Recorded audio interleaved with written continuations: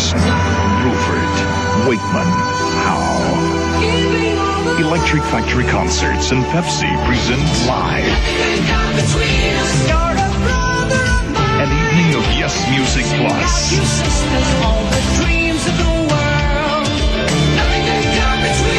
Tonight, 8 p.m. on the Spectrum. Anderson, Bruford, Wakeman, Howe. You and I could cross in the shapes of the morning. I'll be the roundabout, long distance, run around. The four whose music stands alone stand together again. Tonight, Anderson, Bruford, Wakeman, and Howe. Nothing can come between us. Nothing can come between us. Nothing can come between us. Tickets still at all Ticketmasters and at the door through showtime at 8 tonight. From Pepsi, a generation ahead. Tickets will be available at the door tonight for Anderson, Bruford, Wakeman, and Howe. Anderson, Bruford, Wakeman, Howe. It's a long name for a band, but whatever you call these gentlemen, we know who they are, where they've been, and now, more importantly, where they're headed to. And what a delightful surprise to see them together again after all this time. It's a pleasure for Rockline to welcome John Anderson. John, welcome back to the program. Hi, Bob. How are you there in Los doing Angeles? fine, doing great tonight. Glad to have you back, my friend. Also with you, Rick Wakeman. Rick, welcome to Rockline. Welcome to Rockline. That's very that's very probably It's great to be here. Thanks very much. And also with you, Steve Howe. Hi, Steve. How are you? Hi there, Bob. How you doing? I'm doing fine tonight.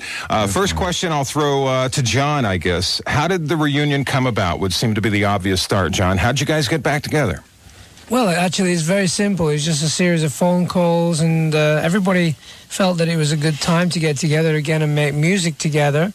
It was just something that happened the summer of last year, and I think, like anything, once you feel that you should move on and do music that you feel more from the heart, the doors start to open up, and it was a great moment to realize that everybody felt the same way about making some good albums and going on tour together. Well, you've come up with a really solid record, and we're going to hear quite a bit of it tonight. I'll throw the next question to Rick. How does it feel being out on stage right now with these guys, and how have you been received so far in the tour that started about a week and a half ago? It's been marvellous. It's been 10 years since I've played with Steve and John. In fact, 17 years since with Bill as well. And I never really realised, and especially till we went out on stage, how much I've missed it. It's been very nostalgic. Marvellous music. I think the band's playing excellently, and I have to say the people who have come to see us have just been, beyond belief. It really does bring tears to the eyes. You have it has been honestly fantastic. That's great to hear. You have exuberant and enthusiastic fans, to say the least. Unbelievable. Unbelievable. Steve, next one goes to you. Okay. Anderson, Bruford, Wakeman, Howe. Did you consider coming up with another name as opposed to being self-titled? And was there what was the consideration in choosing the name? Well, it was very clear cut what you're going to get if the band's called Anderson, Wakeman, Bruford, Howe. So in a way, it kind of condensed the idea of calling it other names, which were somehow maybe would only apply for a little while. You know, we thought about a couple of names, but I think that we were all very happy with that one. It made sense. It rung true. So. We liked the Beatles, didn't we? That one had been taken, unfortunately, yeah. Yeah.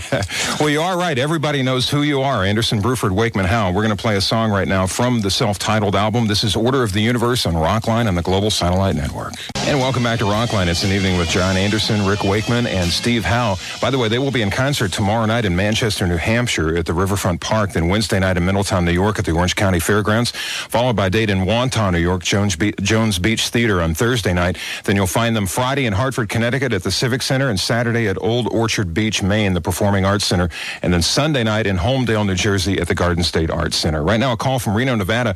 Our first for the guys tonight. It's Steve, and he is a listener of 105.7 KOZZ. Good evening and welcome. Hello, Bob. Thank you. And hello, John, Rick, and Steve. Yo. Hi there. How you doing? I'd like to ask the band about the tour, and in particular about the stage production and how Martin Dean got involved in the project. Well, Martin got involved because Roger Dean had done the sleeve, and then Martin is in fact a stage designer, so it seemed quite appropriate to put him in the job, and he did a very good job, very, very good, and incorporated new ideas, helpful ideas, and images, I suppose. There you go, Steve, and thank you for calling and being on tonight. We appreciate it. We're going to move now to Philadelphia and speak with John. And John is the listener of 94 WYSP. Welcome to Rockline. Hi, guys. Yo. How are you doing? Hi there. Hey. The spirit of yes lives on. True. Okay. I've got two main questions and then a real quickie for Steve Howe, okay? All right. Go ahead. Yeah, do it. All right. First of all, I want to ask how Tony Levin was picked to be the bass guitarist for the new band. I think Bill Bruford approached me when we talked about the idea of a bass player. He said he worked with Tony many times and found him to be very, very talented and very professional. And that's exactly what we were looking for, somebody to come in with the right spirit and the right energy. And hopefully you saw our show in Philadelphia. He plays great, you know. Bill and Tony were in King Crimson together. How come his name isn't in the title? Was there a chance that it will be at some point? I don't know. It's one of those things that we augmented the band with 3 extra musicians, including Tony, when we put the album together, and it just seemed more logical to stick with the 4 names for the moment. And who knows, you know, what's going to be happening in the next year or so. We're just very excited that we found people to work with to help us put this show together, and that's the main thing. And John, what else did you have tonight? Okay, I wanted to ask John, why is it that you didn't write much for Yes once you rejoined them? You know, specifically the Big Generator album. It was, well, actually, on the Big Generator album, I did write a lot of ideas, and but I wasn't there in the formation of the music. This was a feeling that Trevor and Chris felt they'd enjoyed making 90125 as a group before I joined that album, and felt that they could do exactly the same on the Big Generator album. It's just a different way of working, really. And John, you had one for Steve, too? Yeah. Hi, Steve. Hi. Okay, I just wanted to ask, is GTR still functioning, or is that, like, out of existence? No, it's been a couple of years now. It's been completely out of existence, yeah, since about September or something. Well, 86 was, we finished European tours at the end of September 86. And then we just pushed it on for a few months into the next year, and then we stopped doing it. It just didn't materialize, the second album, and we were changing horses in midstream a bit, going off different ways, so we didn't carry on, I'm sorry to say. John, thank you for being on. Thanks for all your questions tonight. We're going to talk now with someone in Moncton, New Brunswick. His name is Bonzo, and he's listening to Rock 103 CJMO. Hi there. Hi, how you doing? Yo, How you doing, guys? Bonzo. Hi. Okay, Rick? Yes, okay, sir. my question's for you. Okay, after splitting up with Yes, you seem to be pretty invisible in the 80s, and I was just wondering what you've been up to lately as far as music is concerned. Right, well, I'll make it very condensed because it's 10 years, really. Basically, what happened was I signed to a record company called Charisma for a worldwide deal. And sadly, shortly after I joined them, they lost their franchise for America, which meant that I suddenly had albums that were coming out over Europe that never saw the light of day in America. In fact, one of which John very kindly came and sang on for me. And that's really what's been happening over the last 10 years. I've been concentrating on doing films, solo albums in the UK for European base, of which a few have sort of slowly trickled out here, but nothing of note. In fact, I think there's about 11 albums short of being released over here. Oh, my goodness. So head for the import section of your favorite store there, Bonzo, and thanks for the call. We're going to talk now with Glenn in Dix Hills, New York, listening to 92.3 K-Rock. Hi. Hello there. This is Glenn Galby from Yes Magazine. Nice How you doing, sir? I've got 2 questions for you tonight. The first one, you have a remarkable treasure of music to choose from to perform live, quite a large catalog. Was it very difficult deciding what songs to perform and what not to perform, and how did you arrive at that decision? Okay, we'll start with that. Yeah, well, the idea was as soon as we sat down to discuss the potential show, I suggested that I would really like to do Close to the Edge. And I think Steve said, well, Andrew and I, and Rick said Starship Trooper, and Bill said All Good People. So we actually, it didn't take long to decide that we wanted to do songs that we all love, because it's part of our heritage and there's a lot of pride involved about that kind of music. We actually wrote it and recorded it a long time ago, and it's got a classic style to it, and we wanted to keep that energy going. And what else, Glenn? And the second one, what songs on the new album are most indicative of the direction that the band is headed in? And also, do you have any favorite songs on the new album? It's very difficult to say that. I think the whole album is indicative of the way that we're going, that the fact that it's very much performance from everybody. I've said recently that I feel within the band there is a 1990s Close to the Edge waiting to come out, and I think that this album's a good step on the way. My personal, when I first went down to Paris and heard what John had been putting together, Birthright completely knocked me out when I heard it. I just thought that was tremendous. And Fist of Fire I like a lot as well. But I mean, I love the whole album, but Birthright really hit me hard when I went down and heard it for the first time. We're going to try and play Birthright a little later on this evening, as a matter of fact. Glenn, thanks for the call. There are a bunch of Yes magazines worldwide, about 8 to 10, and the Yes magazine that he was with is definitely one of the best. We appreciate the call. We're going to play now a Rockline medley of some of the music these gentlemen have created together. We thought you might enjoy this. Since most of the songs run so long and we couldn't play everything, we thought, why not a medley tonight? Here.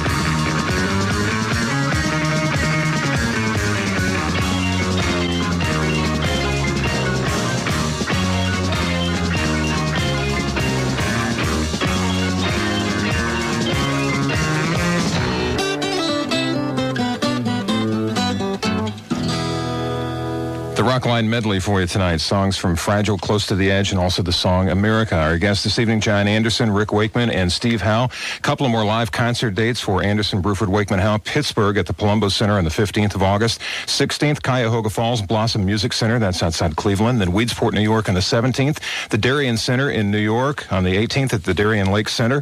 Also Clarkston, Michigan, Pine Knob, and then Hoffman Estates outside Chicago on the 20th. The Clarkston, Michigan concert is the 19th of August. We're about to take a time out. There is apparently some sort of keyboard back in Boston where our guests are located. Rick, will you play something live for us in a little bit? Absolutely, sir. Absolutely. Right now we're with John Anderson, Rick Wakeman, and Steve Howe from Anderson, Bruford, Wakeman, Howe. We have a call from Vancouver, British Columbia. It's Tanya on the line, and she's a listener of 99.3 The Fox. Hi. Hi, I wanted to ask Steve, are any of the tour dates being recorded for a future live album or for possible B-sides or future singles? Hi, Tanya. I think we're doing some recording later in the tour, near the end of the tour. Yeah, we're doing a live show, actually. What's it called? Pay-per-view thingy. Yeah, we're doing a few other projects that are kind of going to incorporate recording and possibly video and all that kind of thing. So you're going to be looking out for that stuff up there in Vancouver, are you? Is that what you're going to do, Tanya? We are, and we're just waiting for you to get up to this area, too. Yeah, how's the weather? We have to go down to California to see you. Oh, I know. We're going to see you there. Vancouver's fantastic. I love Vancouver. Yeah. It's a shame we're not there now. Is that Tanya Code? That's right. Oh, hello, thanks Tanya. for your letters recently and your cards and all that kind of stuff. Oh, good. Real nice. I always get it. I always want to reply, but you know, it's a lot. I get a lot of letters and I have to reply. I'm sure the rest of the guys would say the same if Rick wasn't clowning around with 2 cups over his eyes. Yeah. Tanya, thank you for the call. We appreciate it. I have the Canadian date scheduled for the band. Toronto on the 22nd at the CNE Coliseum, then Ottawa at the Civic Centre the 23rd, Montreal at the Forum on the 24th, then Quebec City at the Colisée de Quebec on the 25th of August. Now, when will the pay-per-view be available for us? Do you have any idea how long we'd have to wait for that? First week in September, I believe. First week in September. Whenever the pay-per-view, the show is in, it's the September one. I think the Who is August, and we're September. Okay, so mark that one down, everybody. And Tanya, thanks for the call. It's Michael's turn. Let's go to Memphis. Rock 103 is our station there. Michael, you're on the show. Hey, Rick, Steve, John, how's it going? Fine, thank you, sir. All right. We caught a show in Memphis, but we had to sit in a boat in the river because we couldn't get tickets. Oh. My first question is to Rick. Is Journey to the Center of the Earth available on CD? Yes, The next sir. question is, why did you pick Memphis for your first tour date, and would you guys consider recording an album here in Memphis? Well, I can answer the Journey. Yes, apparently it is. A&M have just released Journey on CD. Cause the only reason I know, because to be honest, they didn't tell me. The only reason I know is because a few people have showed up with it at some concerts. So I do know it does exist here. John. Oh, it's me. Memphis, Tennessee. The idea of playing Memphis as a starting point was a lot to do with you've got to get in front of an audience sooner or later, and there's no better place than down Memphis way, you know. And Elvis Presley was a great inspiration for a lot of us, and the idea of coming to Memphis and performing there on Mud Island, I mean, it's a beautiful little spot, and it just got us going, and the audience was so good, and they were fantastic. Yeah, they were great, and it just made us feel like a bit more confident about what we're doing. And the other part was, would you ever record there? A lot of bands go there to record now, and have in years gone by too. It could be nice to do things there. It's a good, it's got a lot of heritage as far as great recordings made, you know, by people like Otis Redding, I think, and Steve Cropper and Booker T, and there's a lot of things happening around Nashville, Memphis. In fact, Tennessee is a great state anyway, so hello to everybody in Tennessee. All right, there you go, Michael. Thank you for being on. And is somebody going to say something? I don't mean to cut you off. No, that's right. I was just going to say it will always be very special to us, because after 17 years of the 4 of us actually performing together, the first place that we walked onto a stage, which will always be very memorable, was Mud Island in Memphis. Oh, so really? It will remain very special. There you go. My guests tonight, John, Rick, and Steve, are in Boston. I'm in our Hollywood Rockline studio. We're going to talk with Alan now in Raleigh, North Carolina. He's a listener of WRDU 106. You're on the Rockline, Alan. Hi, guys. It's an honor and a privilege. Close to the Edge just moved me to tears since I was 7 years old. All right, the records that dear up there, are they? I know, I'm only 27, so. Oh, great. Okay, I've got 2 questions. I saw you Saturday on the 5th of August. It was a dream years. But why did you do Owner of a Lonely Heart when Bruford, Wakeman, and Howe had virtually nothing to do with that song? I think that was just my introduction to the audience, that it was a time span idea, that Time and a Word was the first song that I would sing.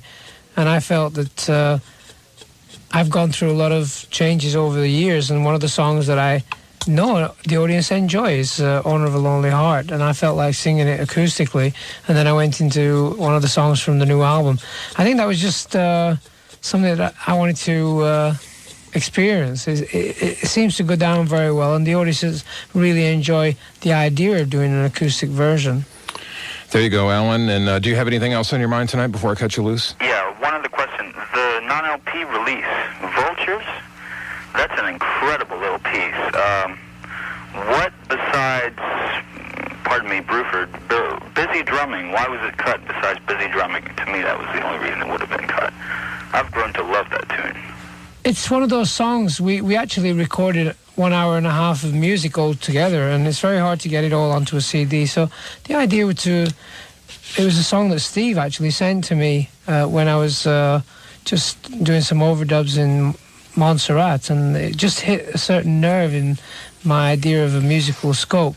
So it was just a great piece to put together, and it's nice to be able to get it on the B-side. And it's just that little bit more music available. That is the B-side of Brother of Mine, Vultures, is the song that Alan was referring to, just in case you didn't know. Are there others? Are there other songs that may be released as B-sides? Well, there are a couple more, and it's a question of timing, I suppose. We'll just have to wait and see. We've even started writing now on tour, so it's a very full of music sort of band. There's a lot of ideas flying around. It's really good. We are with the prolific John Anderson, Rick Wakeman, and Steve Howe. This is Brother of Mine on Rockline.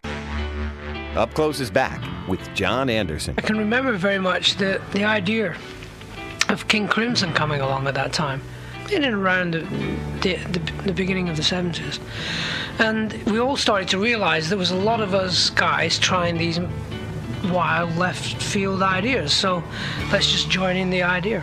And Fragile consisted basically of 4 tracks.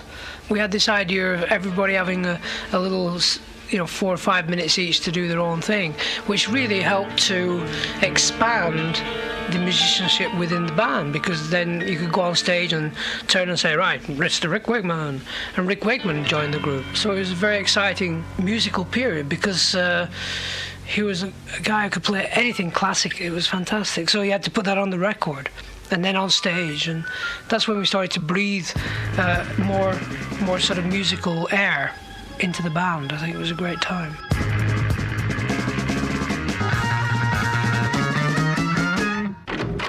Heart of the Sunrise from Fragile. Anderson, Bruford, Wakeman, Howe, and Squire take their music close to the edge. Next on Up Close.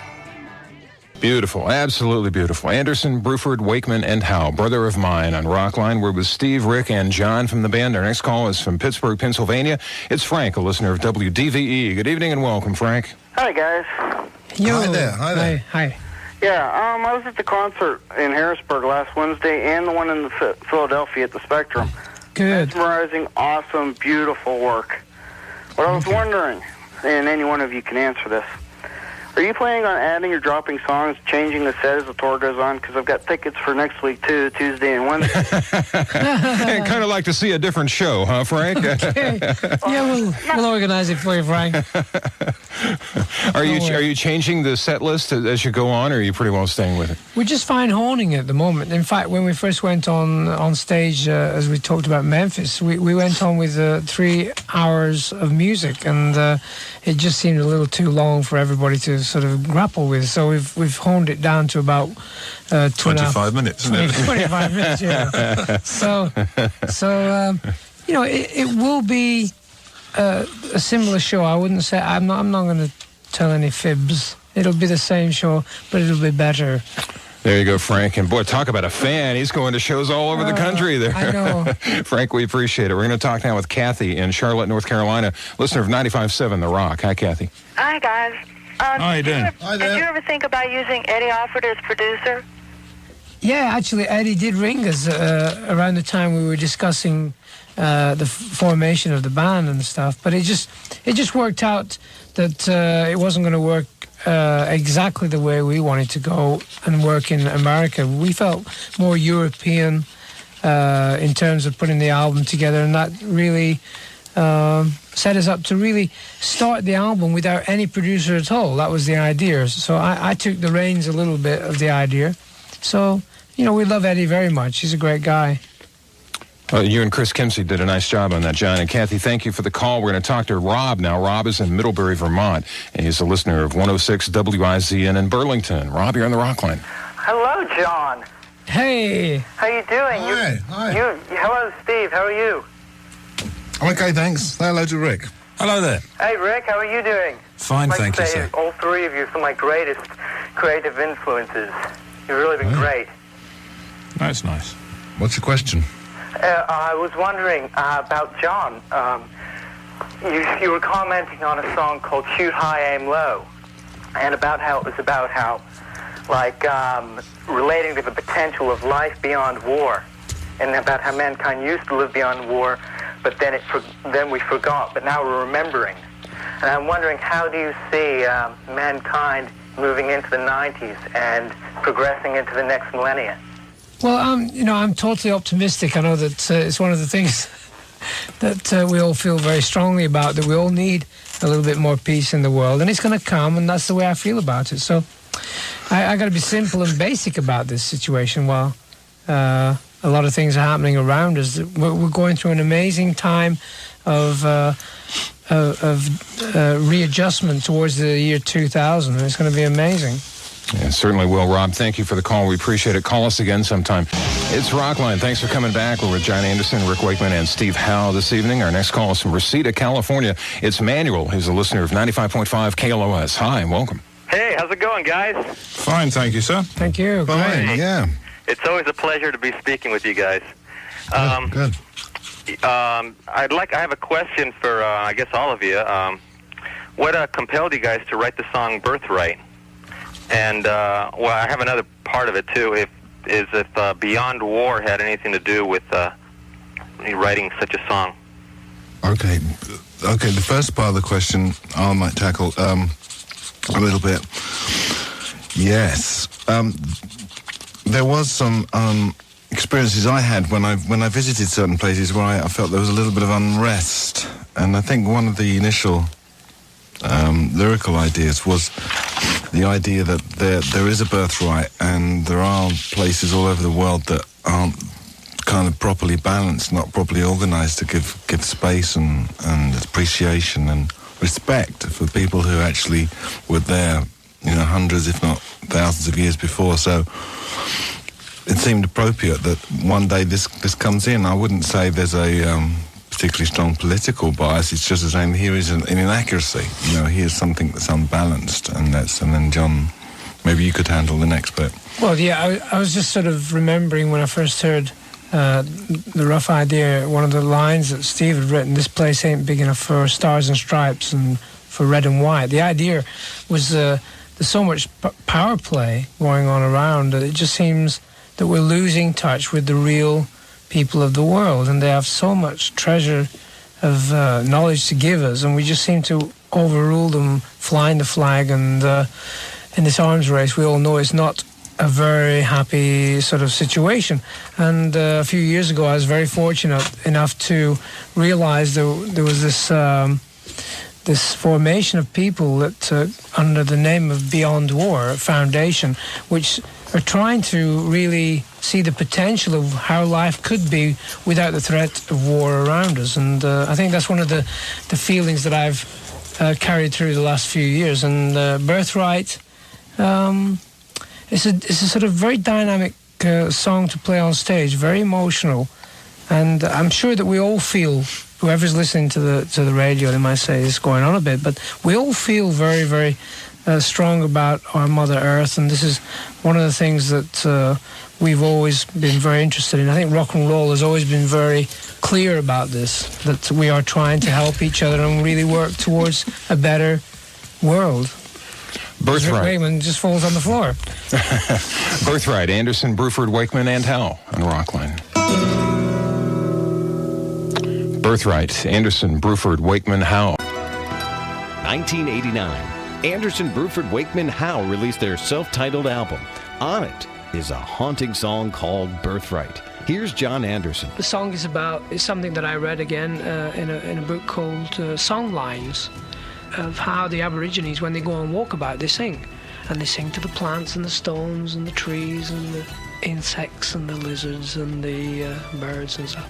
And they carry this song, and then there's always another Aborigine coming along. When the guy gets to the end of his territory, there's another Aborigine carries on the song, and they can carry it all the way across from Australia. And the idea is very simple, that this is how they've always lived. When they want to send messages, they don't use telephones or anything. They sing the messages along, because they believe the earth was put together through song, vibrational sounds. And this is part of their history. And what happened in the 50s is really what the song is about. They call it the Day of the Cloud.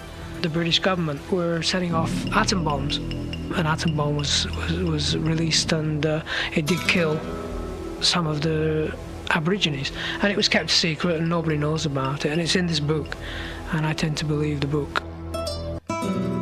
Next time on part 2 of Anderson, Bruford, Wakeman, Howe, Up Close.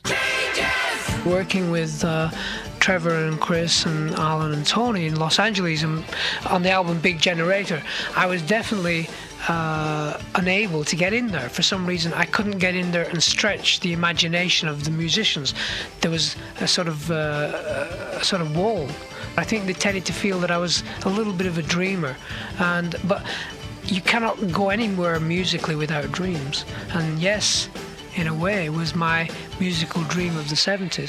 Our guests tonight on Rockline, John Anderson, Rick Wakeman, and Steve Howe. Our next call from Calgary, Alberta. It's Dan. He's a listener of Kick FM 107. Dan, you're on the Rockline with us. Hi, guys. Hello, how you doing? Hi there. Pretty good.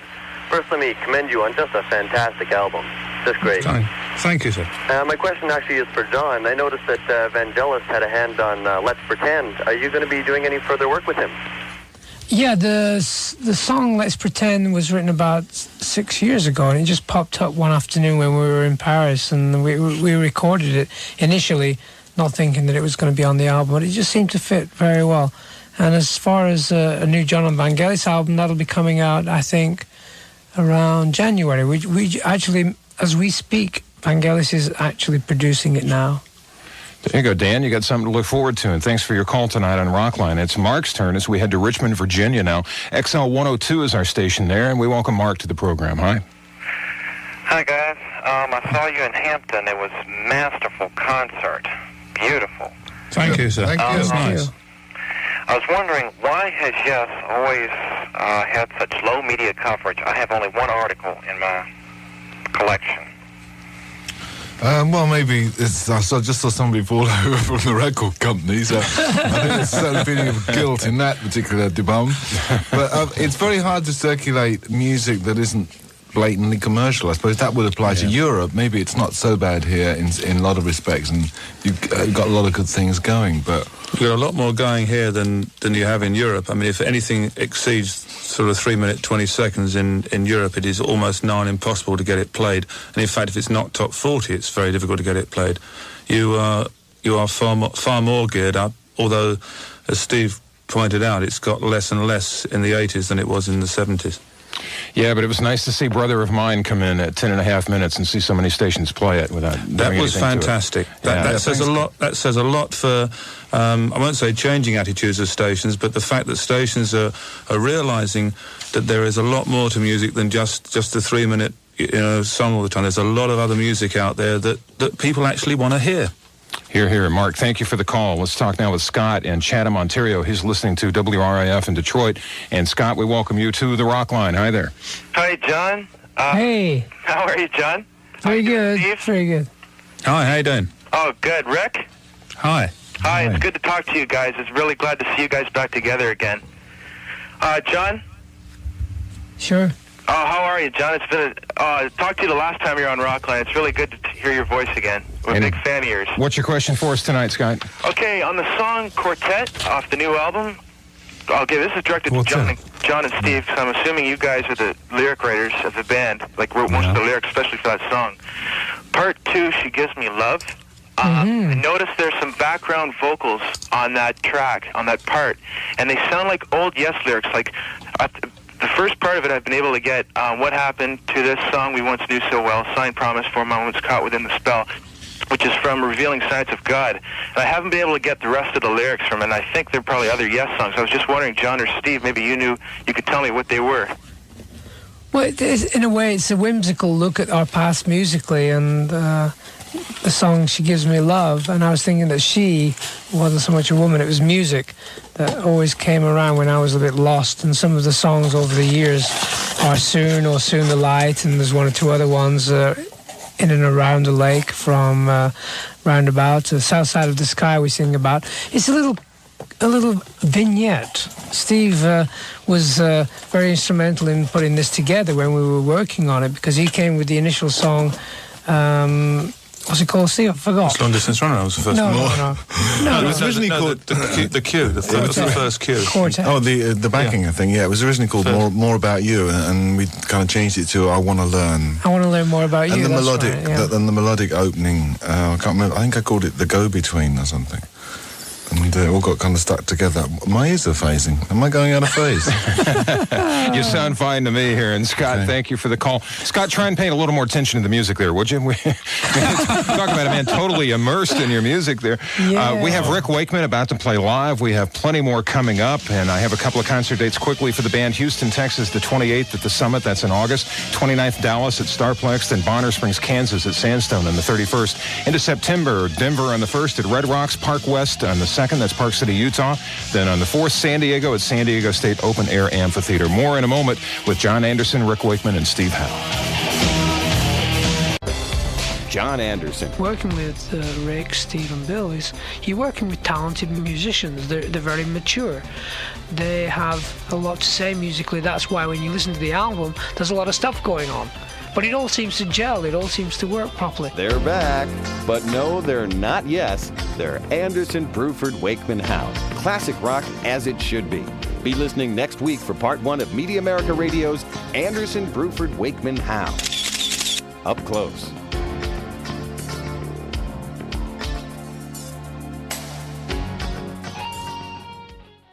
And once again, welcome back to Rockline. I'm Bob Coburn from Anderson, Bruford, Wakeman, Howe. This is Themes on the Global Satellite Network. Themes, that is the song that opens the Anderson, Bruford, Wakeman, Howe CD on Rockline. I'm Bob Coburn, and we're with, right now, Steve Howe and Rick Wakeman and John Anderson. And our next phone call is Janet in Naples, Florida, listener of 96 K-Rock in Fort Myers, Florida. And Janet, you're on the show with us. Hi. Hi. How y'all doing? Fine, thanks. Fine. We're fine, yeah. John, first I got to tell you, I have almost every record you recorded, and I love them all. Thank you so much. I want to quickly ask, did you have any problems with the record companies and the fact that your songs were 8 to 10 minutes long? And also I want to ask, why aren't you coming to Florida? Well, first question, we're very fortunate to be with a record company that believes in what we're doing, and so there was no restrictions on the music, amount of music we played, and how long it would exercise itself. Music is like that. If you can just let it go, it'll sing to you. So the radio stations have been very helpful too. So we've had very, very good response.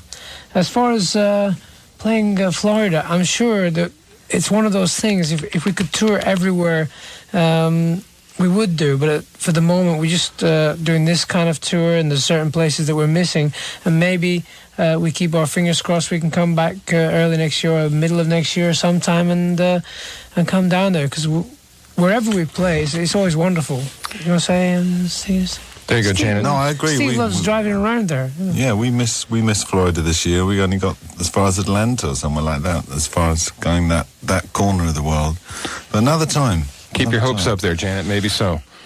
Thanks for the call. Let's talk now with JB as we head to Marissa, Illinois. He's listening to KC95 in St. Louis. JB, you're on the Rockline. Hi, guys. How's it going? Yo. Thanks. Yeah, Yo, hi. we're okay. Hey, I just want to ask you, what do you feel are your priorities for the future? Your solo efforts or continuing with this new group? And I'd like to add to John that I thought your City of Angels album was great, excellent. Thank you. Yeah, well, I mean, we want to keep a balance, you know, we want to keep directions, lots of directions out for the band, and also directions out for us as the other projects which have always been there, but now are more relevant now today, that we get on and do other things as well as besides the band. There you are. There you go, JB. Thank you. Let me pass on the other half dozen venues that I have for the band. They will be in Costa Mesa at the Pacific Coast Amphitheater on the 5th of November, then the 6th and 7th at the Greek Theater in Los Angeles, followed by a Santa Barbara, California date at the County Bowl on the 8th. Then Mountain View, California at the Shoreline Amphitheater the 9th of September, Sacramento on the 10th at the Cal Expo Amphitheater, and then Concord at the Concord Pavilion on the 11th. Now, my guests this evening are in Boston. I'm in our Hollywood Rockline studio, and John and Steve are in one studio, and we have now sent Rick to his room, and Rick is going to play something live for us. Rick, why don't you set it up and then just take it away?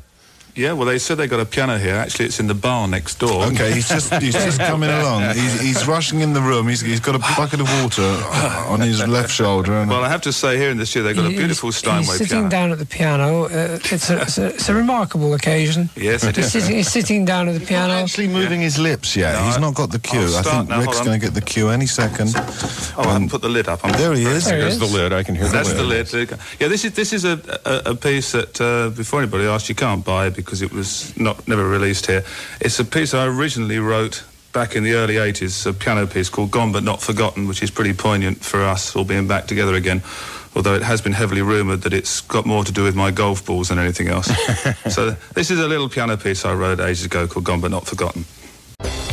John Anderson. Working with Rick, Steve and Bill, you're working with talented musicians. They're very mature.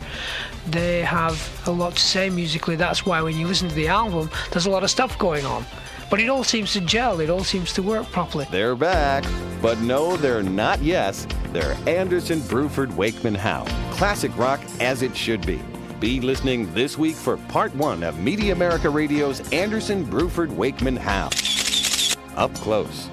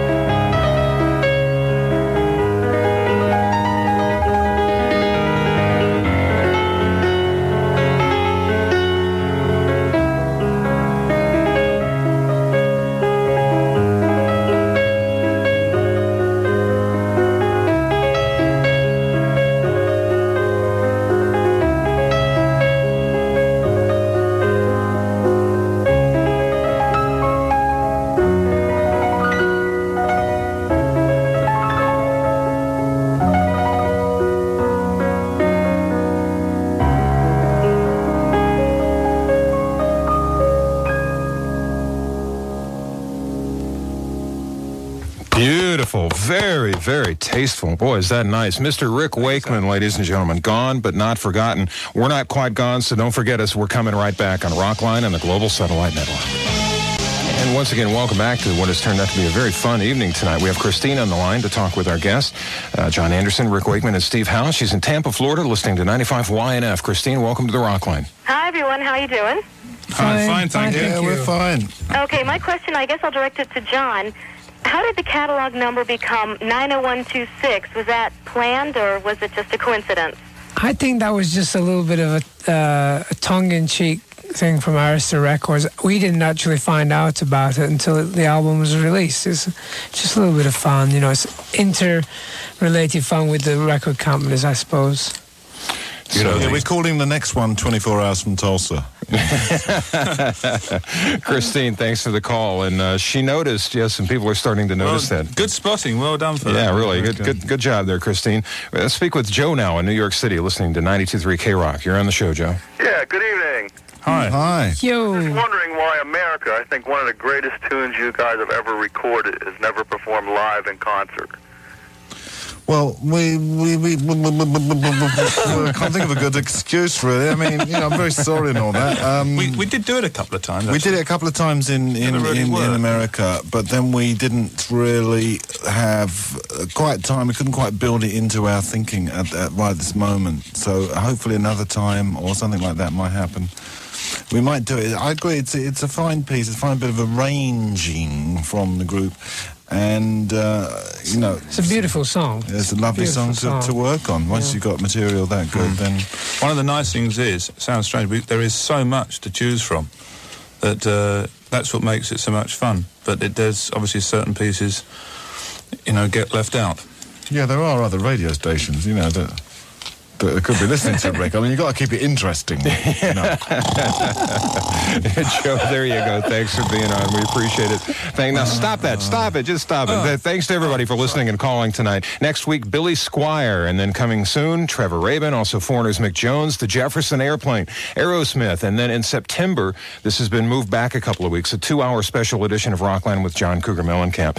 Special thanks tonight to Brian Lane, Pete Smith, and Josh Warner of Sun Arts Music Limited, to Sean Coakley and Tom Innes at Arista Records, to Lauren Karasik and John Vosi and Jeff Turton and Ray Fallon and our entire Boston Rockline production team at WGBH, to our friends at WAAF in Worcester, and of course to John Anderson, Rick Wakeman, and Steve Howe. It's been fun, you guys. A great record. Good luck on the tour, and thanks for being here tonight, all right? Thank you very much indeed. Yeah, thanks a lot for having us, and it's always great to be on Rockline. Thanks everybody in Boston for making us welcome. It's very nice. Yeah, see you tomorrow night in Manchester. Great, guys. I'm BC. I'll be seeing you in a week.